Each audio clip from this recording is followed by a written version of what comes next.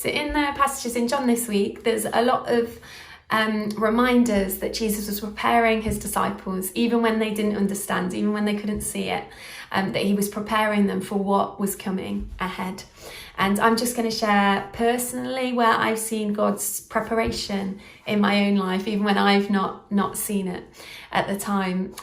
So when I was 20, I had to do a year in Germany. I moved to Berlin for a year. And as part of my degree, and when I went there, I didn't know anybody apart from a couple of other English girls that were doing the same job as me as language assistants, working in schools teaching children English.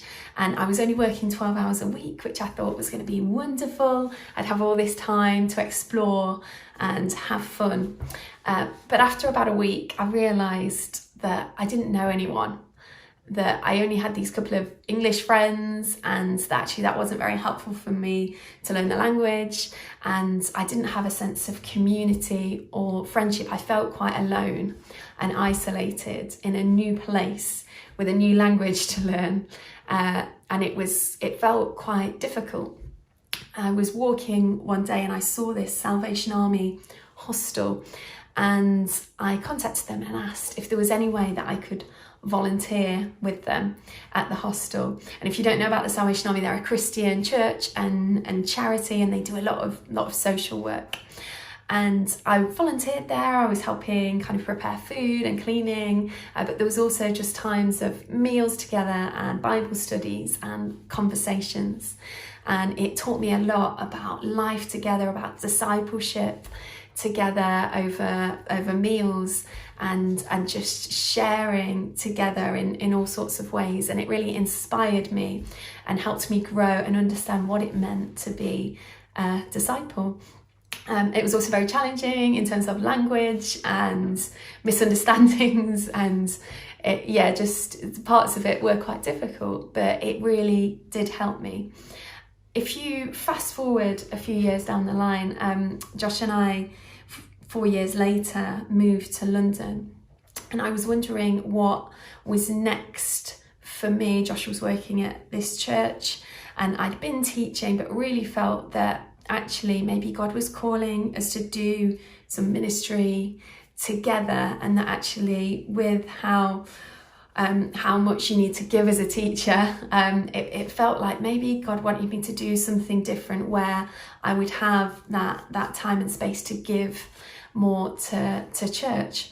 A friend of mine told me there was this job coming up at the Salvation Army, which I thought, wow, that's amazing. Found out about it. They wanted somebody that had been teaching, but it was an office job, preparing resources about the Salvation Army. And although I didn't particularly feel like an office job was a good suit for me, it felt like God was in it, and that maybe there was something of what I was doing in my year abroad that might kind of feed into this too. And so I ended up working there, and it was a great time for me of learning, and I learned a lot more about the Salvation Army, and I would prepare resources for things like, yesterday was International Women's Day, and I'd prepare kind of resources for schools about International Women's Day, about Catherine Booth, who was the founder of the Salvation Army. And as I had to research how to make these things, I'd read her books and just read this amazing things that she wrote about women in ministry and finding your calling and giving yourself wholeheartedly into the hands of God. And she'd unpack kind of the Bible in these amazing ways for me as I was researching this, and I felt God speaking to me in that time. But there were lots that was really challenging too. I found it hard working in an office most of the time. There were little times where we got to go out to churches and schools, but it was predominantly an office job, which isn't a good fit for me. I kind of struggle in that environment. I'm very much a people kind of person and like being active. But I found that the things that I learned and reflected on in that time, and the conversations that I had in that time, really helped push me forward into understanding what maybe God was doing in the calling on my own life, and continuing to pursue that now. And my reflection is that in our times of isolation, of loneliness, of wondering what to do next, in our times of being in situations where we feel like this isn't where I'm meant to be, that I'm doing things that are not a good fit for me, and I don't know what to do next, that actually God may be using those things to prepare us, and he has his hands on us in those times.